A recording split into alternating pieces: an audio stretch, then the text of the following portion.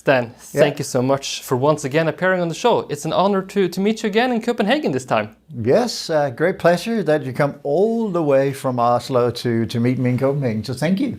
That was definitely a no-brainer. So 2024 has been a big election year, and we have maybe the biggest one, or we have the biggest one coming up.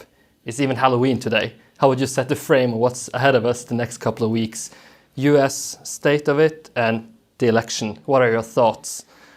So the EU election is very interesting. It's going to be what they have called a turnout election, because it's going to be on the day how many people is actually going to go in the booths and into the polls and actually vote. But more importantly, probably set in the scene, it's very important to understand that we sort of think there are 7 swing states, of which 4 is pretty much given.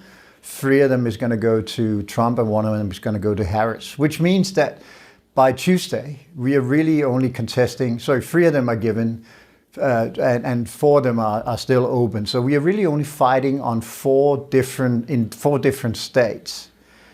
And the key here is that Pennsylvania, which is in play, is 19 electoral votes. And in order to win the presidential election, funny enough, it's not needed that you actually have the most votes, but what is important is that you get 270 electoral votes. And Pennsylvania is 19, so they're critical for both of them. So basically, making a long story short, whoever gets Pennsylvania will be very difficult to knock off on the final day. I predict that the Pennsylvania probably goes to Harris, which means he's still not certain. So actually, in mathematical terms, Trump is rightly put as a favorite, because if you run all of the iteration of 4 different states and how it can turn out, he has sort of a 60-40 advantage. But having said that, it is the turnout. It is, especially in my opinion, the women coming out and actually voting. There is a huge positive score for Harris on 17 percentage points on young females. Similarly, actually, Trump has a 14-15% advantage with young men. The difference is the young women is going to go vote. Not all of the young men is going to vote. We know that from history. So my call is actually, and this is probably the worst scenario for the market, is that Harris takes it with 270 votes against 268, which means he wins by 2 votes in the Electoral College. And you can easily imagine what that would do. And putting additional spin and context to this, I hear from Americans that Trump is already celebrating. They are already saying that it's going to be a landslide, it's going to be a bloodbath, we're going to wipe the floor with the Democrats. Of course, that is probably not the case, but they are so confident that what they are leading into, in my opinion, is that if they lose, the reaction would immediately be the election was stolen, cheating, whatever. Also, because on a personal level, Trump goes to court less than 3 weeks after and is very likely to lose that court case. So he's not only fighting for his political life, he's also fighting for his, so to speak, legal life. So the election overall is driven by immigration, is driven by purchasing power of your purse, your salary, and abortion. Those are the 3 items. But on the day, I think it's probably going to be down to 30,000 votes or something at the end of the day. So very, very tight. That's going to be extremely interesting. So one common question is, of course, given who wins it, what will change in terms of markets, etc. But another way of looking at it, sort of like the Jeff Bezos way of looking at it, is saying what will not change regardless of what happens. What do we know for a fact will happen regardless of who wins the election? And I'm just thinking, the way you have studied the US economy, with the debt, with keeping markets artificially high, raising a middle class again, all of these things will stand, I guess, regardless of who takes it. So what is the future in US regardless of who wins the election? You're absolutely right. And it's kind of interesting, both your question melds into one, because the number one thing that will not change is the fiscal dominance that we see from the US government, which now, unfortunately, is supported by the Federal Reserve, who no longer can deem themselves to be an independent central bank. But let's come back to that later. But what is absolutely clear, if you look at the CBO, the Congress Budget Office, which is an independent unit, they don't foresee any deficit smaller than 5% of GDP for the next 20 years. And they do that with a very high actual real growth in the economy. It's very likely we will, sometimes be better than that, but it's also like there will be worse. So these sort of outlooks are very, very dire. And as we go into this election, I think it's super interesting that the market is already, and when I talk about the market here, I'm talking about the bond market, is already in a buying strike. They've refused to do it. And why do we know this? We know this because when Federal Reserve lowered interest rate by 50 basis points at the last FOMC meeting, the market came back to Powell and the FOMC and said, listen, you can cut the interest rate as much as you want. That's your prerogative in the short end. But we are not going to accept anything in the long end of the curve unless you give us a higher compensation. So right now, Federal Reserve looks a little bit out of tune because, of course, they lowered 50 basis points, but the long end is up 60, 70 basis points, and so is the short end. So the market is actually already, staging what I call the mini Liz Truss moment. Of course, famously, Liz Truss was Prime Minister in the UK, came out with a budget that was unsupported by any income, any taxes, and the market went haywire. We're not there yet, but we are definitely in a prolonged buyer strike, which whoever becomes president will be extended into the new year. That also, in my opinion, sets up what's going to be not only the trade in Q3 and Q4 of this year, but potentially for a couple of years, that if you think about the assets available for you as an investor, you traditionally, in all the time I've been around, and unfortunately that's a long time, bond has sort of been a safe haven instrument. It's been an instrument which was sort of countering the risk you're taking in equity and private equity and whatever commodity you were involved with. Now, no one wants it. Everyone's going to shy away from it because the market says, listen, this is what we call a denominator game. So if you think about an equation, you have on the top part, you have what is growing at the rate of the economy, the nominal growth of the economy, and below you have the debt on it. And here, in order to stay away from the debt as an asset allocator or an investor, you are buying what? You're buying gold, you're buying silver, you're buying crypto, and to some extent you deem and accept that the equity is non-fiat. So fiat, the concept that you can issue money as a central bank with no collateral behind it, that is falling by the wayside. And that is being extended in sort of magnitude to impact because the global south, the non-Western economies, they are basically buying gold, trying to set up an alternative funding currency that can be used by these non-Western players.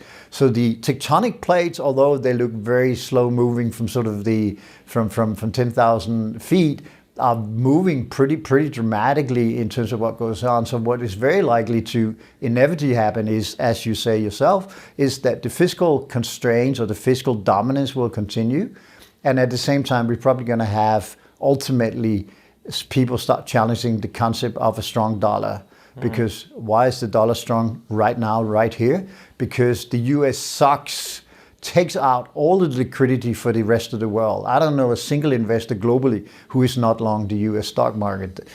Most families, the big sevens. But so think about they sort of taking all the excess capital available.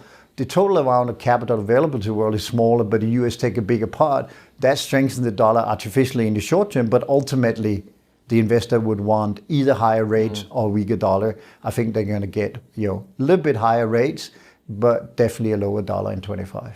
That's great insights. Just getting back to the middle class question, how do you build the middle class up again? Is that a very hard task to do? Well, fortunately, I'm not a politician, but I do have the answer to the question. You create a society that is productive. If you reduce economics, and I'm happy to issue an economics degree to anyone who spends 5 minutes with me, because the only thing you need to know in economics is 3 things. You need to know what the demographics trend is, which is an Asian population for most of the Western world. And then you need to know the productivity. If you live in a society that is encouraging and is creating an incentive structure that increases productivity, you have the richest society in the world. And number three is that, says law that supply creates its own demand, which is why we are having IPOs and companies coming to the market. And that's really what you need to understand in economics. But productivity as a concept is very interesting because it's very difficult to measure. Actually, right now in national accounts or in the GDP, it's the residual of everything you cannot measure, which of course is not exactly the most exact science in the world. And if I add to that what we economists call unexplainable factor in a national budget, that's for Norway, for Denmark, for the US is about 15%. So, it comes out of a number of 15 that we cannot explain, and then we try to derive what productivity is. So we don't have a strong handle on it. But what we do know is that companies that makes money are productive companies because their marginal cost of capital is lower than the marginal output they get from those dollars. So a dollar invested comes back with $1.20, $1.50, $2 sometimes on the other end. So productivity is the way to increase. And why is productivity so important? It's so important because you can compete, you make money, you create collateral in the system, and you can afford as a business to pay the wages of the employees at a higher level. So productivity is the single biggest factor, but the easiest way to get the middle income improvement is through lower energy costs. Energy cost is 50% of all costs in the world at any given time. So a lot of people, continue to try to measure all kind of forward-looking indicators, but you can just look at the electricity consumption, or you can look at the energy demand in the world and the price of that, and you have that tax. So higher energy prices means higher taxes on the consumer. If you really want to help the middle income consumer, you take down the gasoline price, you take down the electricity price, you make sure that those kind of costs that is embedded and have, air conditioning in the summer is a big thing. And now increasingly you need heating, the pumps for water in different jurisdictions in the US. So the easy part, getting energy to zero, which for the record is one of my big calls for a long time, that energy goes to zero. Yeah, but there's been a lot of debate about demographics, and some people are very strong opinionated about the population collapse incoming. When you look at demographics and you're seeing the birth rate, especially we can take Scandinavia and Europe, what are you foreseeing? Is population really collapse in the end, or do you think it's, where do you spend? No, I think it's a measurement problem. Yeah. Because the way we measure the impact on economy is classically in GDP terms. But how about you do it in GDP per capita? So as the population comes down in number of people in the economy, you don't necessarily see a collapse of the GDP per capita. So Japan is a very interesting lead into what is going to happen to the Western world. And the GDP per capita in Japan is rising faster than ever before, among other things, because they have been very good at adopting, even in the healthcare sector, robots to help the warm hands of the health system, but also because they are investing in productivity at all times. So it's a matter of measurement to a large extent. Of course, is there going to be a hole? Japan starts in rough terms down 0.5 percentage point of GDP, but that is at the aggregate level. GDP per capita, they're not down because, of course, GDP normally will fall if there's fewer people producing in the economy. So no, it's very much a measuring problem. And I think a lot of the sort of shortcomings on, people in the working force will be met by two supplies. One is that we will work longer. We already see that certainly here in Scandinavia. Denmark has increased the pension age. Unlike France, they got away with it. And the other part is that we will see productivity gains in places like hospital system, person-to-person facility health caring. We will see massive gains out of all this big data and better ways to doing it. So hopefully, instead of using AI to chat GPT, we get to a situation where the nurses and the caretakers, the social worker, gets more time in front of an actual person instead of filling in forms online on an app to say that they did the job that we all know to do anyway. So one key idea I read from one of your slides is to invest in what keeps value versus what loses value, and I think it's fair to say that you see the strongest case for investments in the real economy and not the more intangible world. Can you explain that thought process and have you framed that into what's going on now? Yeah, so I'm a simple man, so I call it the 90-10 model. If you look at the S&P 500 today, the intangibles, so IPs, technology, whatever, is 90% of the balance sheet. So that's wishy-washy. We believe there's a positive cash flow out of this IP, and hence we buy it. And only 10% of the economy is the real economy, tangible assets. And what's interesting about that is a couple of things. One is that it's extremely low. So it's been coming from 50-50, 40-30 over the last 60 years. So it's really collapsed into a size now where the 10% is too small. And how do I know it's too small? Because, over the last couple of months, Amazon, Microsoft, whatever, has started buying into nuclear reactors, small scale or big scale, or getting network grid. So we've met the maximum in terms of what the system, the real economy, can provide to the intangible economy. So the intangible economy has outgrown the tangible one.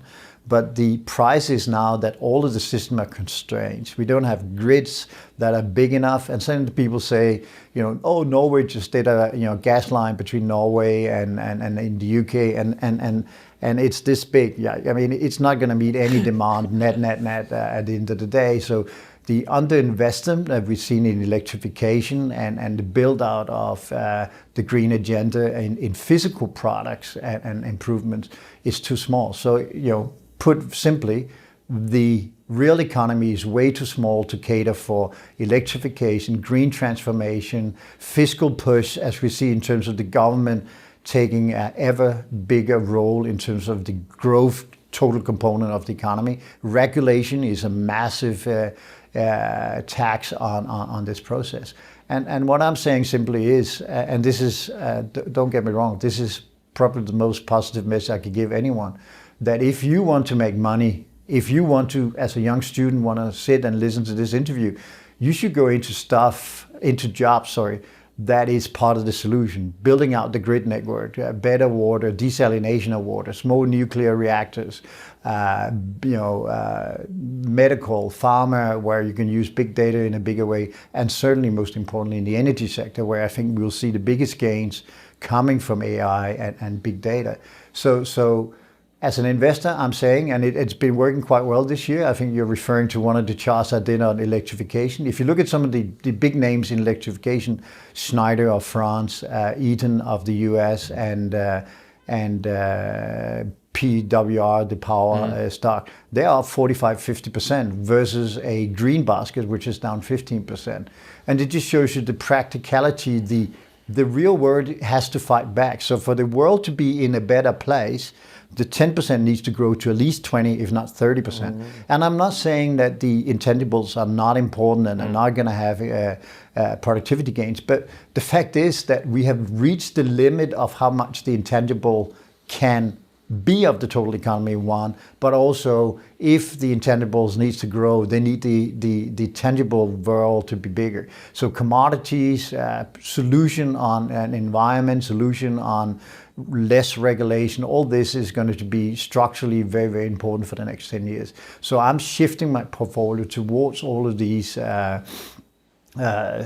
factors because I know it's going to compound positively. We are talking about trillions upon trillions of dollars, euros, that is going to be spent to make sure that people can switch on the light.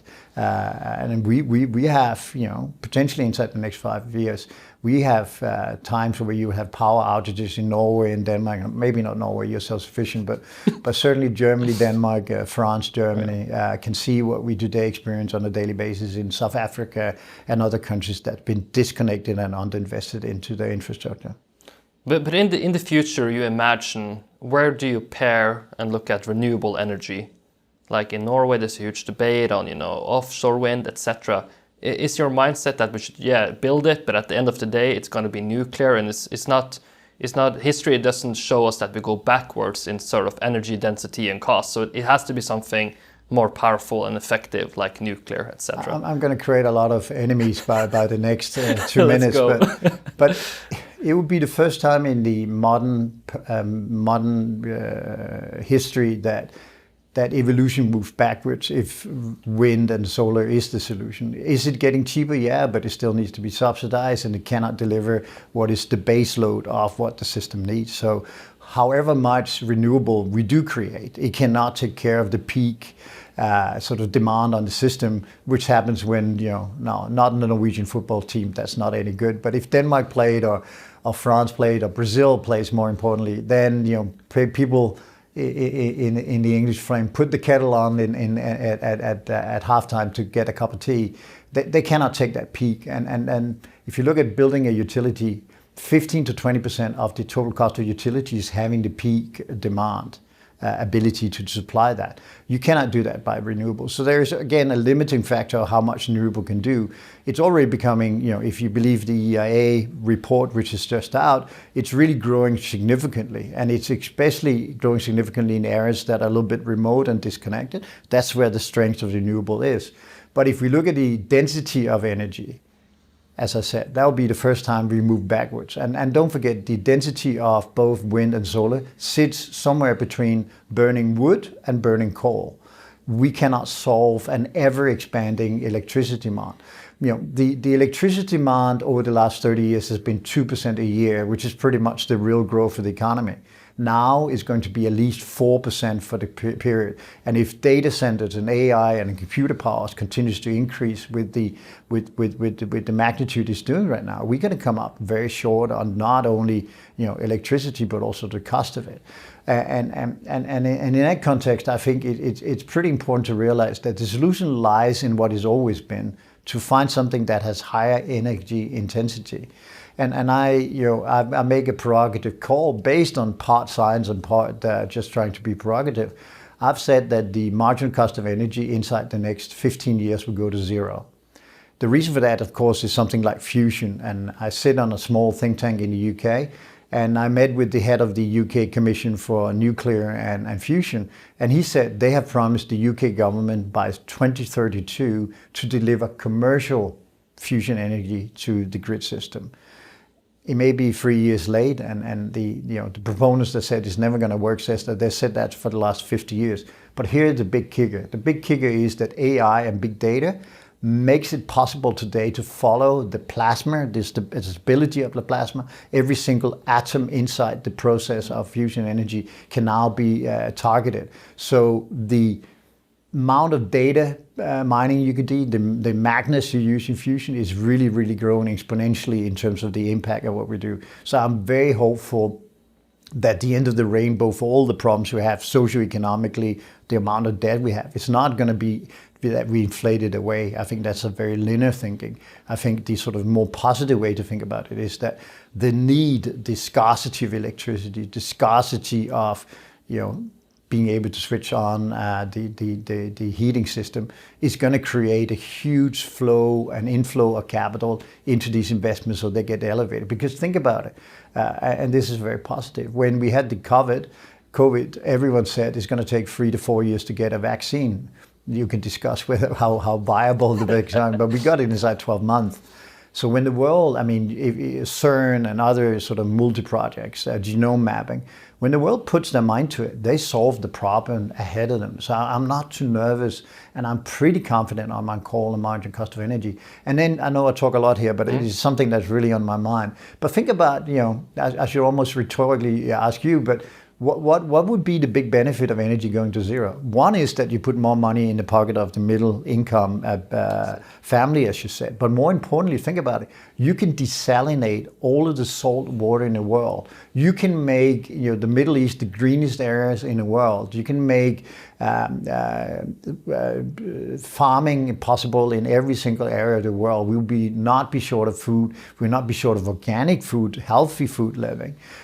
We will be having computer power that is not, 1 million times stronger than today, but $1 billion or $1 trillion stronger, which means we're going to attack diseases that we haven't been able to attack in 150 years, like like Alzheimer's and Parkinson's and other diseases that we have known about for so many years, but really haven't evolved into some solution. And we have found mitigating factors, but we haven't really solved for it. Cancer, of course, being an obvious one. So I'm very, very, medium, long-term positive. But the kicker to that, the premise to that, is that the marginal cost of energy needs to go down significantly. Yeah. It baffles me that, with the setup we have in Norway with the oil fund, that we don't use a tiny, tiny amount of that to fund these new technologies and innovations. That is like a mystery to me. I'm a big fan of Norway, so I'm going to say this only. Norway is the biggest scandal politically in modern history. Here you have the richest country in the world being totally embraced in a wokeness that leads to nowhere. And only makes everyone in Norway unhappy. You have an extremely rigid tax system, one of the worst in the Western world. I would say that Norway is close to being the most communist country in the Western world. And that's sad for me to say as a long-term friend of Norway and someone who do business in Norway. I find it sad because what you should do is exactly what you said. They should have already 30 years ago endowed the biggest university chairs, endowed the biggest technology chairs, endows and be private equity investor in every single sort of little minute business that had a potential to be the replacement of the fossil energy they live off. So I think Norway, when history is written on sort of the modern Norway, it will be said that it will no longer be sort of it would be the Norwegian disease. The Norwegian disease having all that opportunity and spending it so poorly. I think it's a scandal. I think you should sack the whole parliament. I think you should get a working government and bureaucrats for 3 to 4 years to clean up the mess that you've done. So an absolute scandal in my opinion. And very hard to reverse, because now the big topic has, of course, been that so many people leave the country, the people who create jobs, who have invested. And, to see the second and third order consequence doesn't show up next year, but let's see, decades ahead, can be a pretty bleak picture. The biggest scandal is how they do the math. I mean, taxing 1% of the wealth and the marginal income tax and then the gatekeeping sort of people leaving. The net income, very close to zero. I mean, it's VAT that makes all the money for the government, right? And some of the personal taxes. So, think about what you do before you put it into, because politically it sounds good, it's almost certain to mean that it doesn't work in practice. What works in practice is an incentive structure where you support startups. You could be the biggest energy startup. Norwegian Stock Exchange tried for a while. Oslo has tried to be the green or the energy stock exchange, and there's not enough liquidity. Let the government has plenty of money. Let them support it by more support, creating conferences, trading again. Get professorships, get PhDs to work around it. Denmark is very successful in startups. You know why? Because the technical university in Denmark is the strongest in the world. It's ranked above Stanford and MIT. And there are not a single place in Denmark where there comes more startup out than in the technical university in Lyngby in Denmark. DTU, Denmark's Technology University, is the strongest creator wealth in a country like Denmark that runs a 10% current account. And for the record, we have zero natural resources for that. You can easily say, well, we have 50% current account surplus. Yeah, but look at what you do with that sort of income. It reminds me of the Munger quote, show me the incentives, I'll show you the results. Exactly. And I think that's one of his strongest quotes ever, because And that's where the system is. I was at where was I? I was at a radio program the other day, at a seminar, and someone said, and not me because I didn't talk about it, but the others were talking about the structural issues in Europe. And one in the audience raised a hand and said, "What do you really mean by structural challenges, and how does it look?" That's a great question, because we economists tend to just use phrases that is not substantiated. And they did it back and forth, but then it dawned on me, I have the solution to this, because structural challenges really means you live in an over-regulated society. So the antithesis of structural issue is to deregulate. If anything, the next couple of years in the US and other places, it looks like we're going to get more regulation, not less. And I think for the financial industry, where at least I have some experience, the private investor is not more protected today than he was in 2008. On the contrary, he's been left out of the ability to trade US stock, to trade more speculative ETFs. But part of growing, of being investing and being an investor is that you lose money sometimes. Why are we trying to protect people from losing money? It makes absolutely no sense in that context. But deregulation will be a massive word, not in the next 2 years, but 3, 4, 5, 6 years out. Because otherwise we're not going to get productivity, you're not going to get a society that opens up. And in the case of Norway, you should start with implementing my favorite law of all, which is that every time your parliament wants to do a law, they have to take away free laws that's already in place. That will stop them from increasing the amount of nonsense that they create. That will be a fun exercise to see.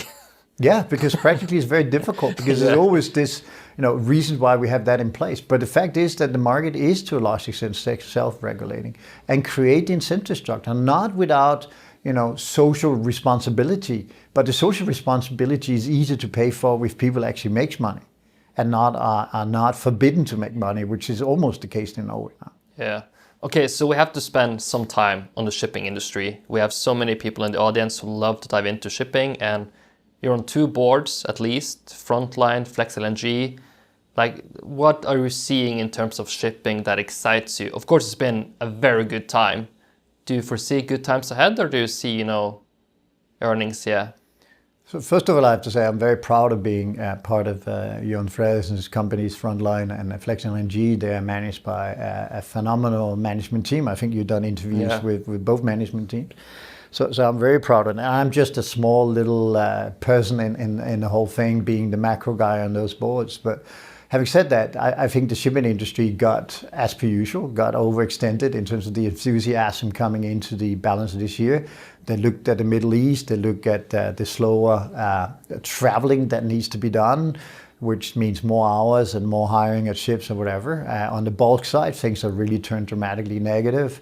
The segmentation of the market has changed to smaller ships and more flexibility. So sort of the mid-size, mid-cap ships are for now more interesting and bid up. We have specific issue in the LNG, of course, because it was so attractive that the new build is massive. Fortunately, we have a very forward-looking management at Flex LNG who's been making sure that we pretty much have all our ships out to 27, 28, which should be sort of past the big impasse in terms of new supply. VLCC, of course, is different, Panamax, where, everything being equal, if it wasn't for all the illegal Russian oil being shipped, then the net amount of ships on the water would be significantly smaller. But as you probably talked to Bastad about, I mean, the sort of the shadowed shipping is 15-25% of ships today, which distorts. We don't do that business, obviously. But some Greek ship owners in particular do it. Yeah. But I would say net, I would say I'm very positive on shipping going forward. I don't foresee that things will turn down. If anything, the new sea routes and the new sort of barriers implemented in the world may decrease the net volume, but it will certainly increase the price because the travel will be longer if some of these sanctions comes in place and the world needs commodities. So going back to the 1090. But classically the shipping industry got too enthusiastic, and it became, which is interesting. I mean, I know why a lot of people follow it because it's been a good trade and it's a high dividend paying trade. But I think there's too many experts in citation marks in shipping, and I'm certainly not one of them. But everybody has shipping because it's like it's sort of the real economist version of trading Tesla, right? Yeah. But I would just say ship value continues to increase on the balance sheet of 5 to 6%. New builds is through the roof because again there is capacity constraints if it goes on. I mean, LNG ships has increased in new build terms in the time I've been on Flex board by 30-40%. A little bit easier to do, VLCC ships, of course, but environmental ships are important. What kind of engine you run on them are getting important. And what is interesting in the math of all that is that the newer ships you build, the better they are economically on environment. you can earn that money back pretty quickly. So there is also this part of the new process is also given by the fact that the economics of new ships are very, very good because these shipbuilders, they know what they're doing. I know this is a very difficult question, but I'll try to ask it. Are there any way of describing how impressive the Fredriksen system really is in providing shareholder value? Is that just one of a kind, structure and execution, or is there anything to learn from how the system has managed to be so successful? Oh, you probably have to ask someone who's even more an insider than me, like Bostad. But if you look at how the whole Seatankers group is operated, they are very focused on the cost side. So when we do peer-to-peer comparison, which comes out in the accounts, so I'm not saying something that is not public knowledge, but you need to notice how low we actually sit in terms of it. So it's a very efficient organization. It's and I mean this is in the best way. It's like a very efficient factory. I mean they pay.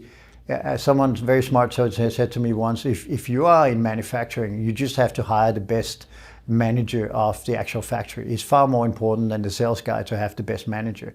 I think what Fredriksen is good at is having big and strong operational people. The financial side, as a financial person, I've been very impressed with. They are very agile in terms of refinancing and taking some of the interest rate risk off the balance sheet. Because remember, running a shipping company is running a hedge fund. You have energy costs, you have employee costs, unions, you have international environment, you have China, you have building costs, you have material costs, you have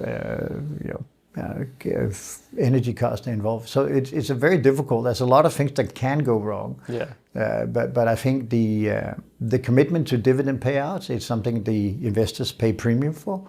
And I think they pay for the predictability of both the cost side, but also the operational side. And, it used to be the group didn't hedge anything, but now I sit on a board which is 90% hedged, which is Flex LNG. And as you know from public statement, front is, going from 0 to 25-ish.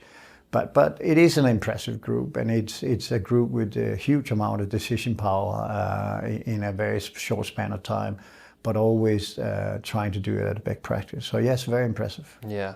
So time is running so fast, but I have just a couple of more topics. So I have to just raise the question because it's not too long ago you stepped down from Saxo after close to 25 years there. So I know it's going to be very hard to summarize almost 25 years, but how was the feeling? Best memories? What are what's the reflection after being able to have such an interesting path for so many years and decades?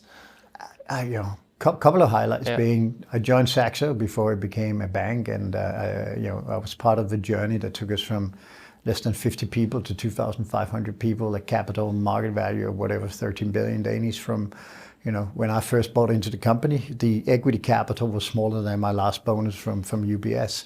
But credit there goes to the two founders and not me, but I was part of that journey. I was part of the original group of people for 25 years, I should say. So very proud of that. But what I say on a personal level I'm most proud of is the amount of people I've mentored through the process.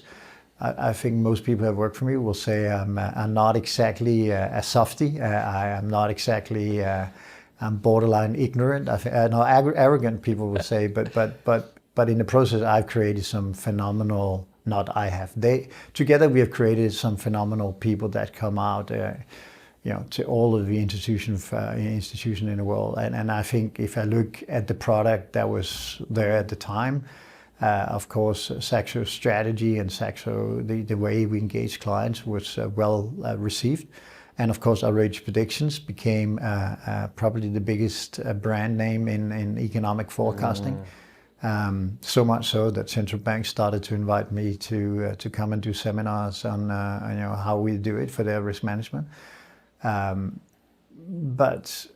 to be honest, it went like a bleep on a radar. It went very fast, and for me, it was pretty much, when I think about it, it was like 5 years ago I joined Saxo, but it is 25 years ago almost now, and it's been a great journey, great company, probably the most international company in Scandinavia to work for.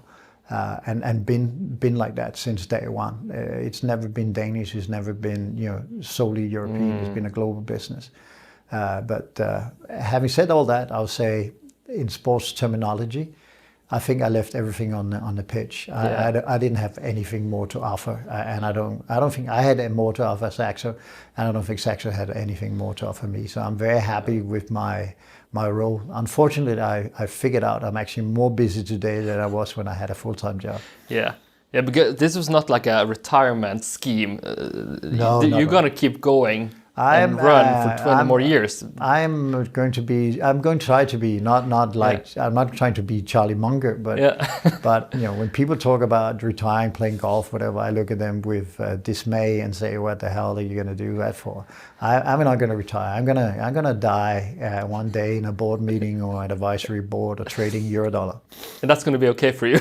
It's going to be fine, and I think my family fully accepts that as well. I loved, I read a story about you where you talked a bit about, the mentoring and that you are radically honest. When people ask you for feedback, they will get it. It's not going to be sugar-coated anything. So, but how does that play out in that sort of relationship? Can you give any examples? Like, what does it mean that you are so honest to people when you're trying to develop them? So I'm sure he's happy for me to tell. I had this French economist who always thought he should have bigger bonuses and better terms. And one time he came back to me and said he's been offered, I think, 20,000 euros somewhere to go. And I go like, I said, you want my honest opinion? He said, yeah, that's why I called you. I said, listen, if you're going to move for 20,000 euros to a job that is inferior in both of content and what you can contribute, I'm never going to talk to you again. Let me put it out there. I'm never going to talk to you. But I will tell you, if you stick with me for another 2 years, I'll make sure your CV is so good that you can go to any institution. And today he's the chief economist at a private bank in Switzerland. And he's been thanking me, again and again for putting him right. But I don't tell people what to do. I just tell them that you have two choices. You have the choice that you get 20,000 euro here, which is going to mean after tax nothing, as the guy was in France. Or you could accept that we together will create a journey. So the way I designed people working for me to work was that I took 90% of their time, but 10% I deliberately left for them to extend and improve their CV. So this guy became one of the best guys in the world on liquidity, following liquidity, global liquidity. So that's what made his name. So I'm always looking for, in the mentorship, I'm not looking for how many PhDs you have or how smart you are. I know you're smart. I mean, otherwise you wouldn't be in the job. What I'm looking for is how are Christopher different from the next guy who has the same background? What is it that makes you more interesting? What makes you more interesting is to do something that you really feel for, where you really have, you know your facts. So that's kind of how it works. But there's also examples of the opposite where I've been tough with someone and they left, almost crying. But I have to say, in the management group in Saxo, I had the highest seniority with my employees. No one in my team in the last 10 years has left. So, the average tenure was more than 10 years on average for everybody. And this is a group of 12, 14 people at the time I stopped. Yeah, that's a great way of explaining it. So you teased that you were thinking about writing a book. Any progress or no? I just like the title, Surrounded by Morons, right? I like moron is my favorite word, which, by the way, is an IQ definition. You can look it up, but it's not a pleasant one. But I think to write a book, you have to have a message. And maybe, despite having been the founder of 10-hour race prediction, and most people see me wrongly as someone who is, and it's not the case, but most people see me as someone who's always predicting the end of the world. I'm not. I would love to write a book about, what 35 years in business taught me. And it taught me that there is no substitute for hard work. There's no substitute for facts. There's no substitute for having an incredible network of people who may not agree with you, but who is always willing to discuss with you. So along those lines, not a coaching book, and I promise you I have a few funny stories in there as well. Like the time where I took on the Norwegian Central Bank and won. Really? So I have a few war stories to tell in that context. Yeah. So I think if I write a book, it will be sort of part history of what I've done bad and good, and how the world looks out. But I think it needs to be forward-looking as well, so people reading it will feel that, he's not only criticizing the world, but he also wants to find a better base and a better way to express economics. I think economics is dying day by day. Okay. The accountability of government data is disappearing. Central bank independency is disappearing. I think if I was ever going to write a book about these themes, it's probably over the next year. Oh, I think that's the perfect way to close it out, Stan. Once again, thank you so much for taking the time. Really appreciate it, and good luck with all the ventures going forward. Thank you very much, and likewise.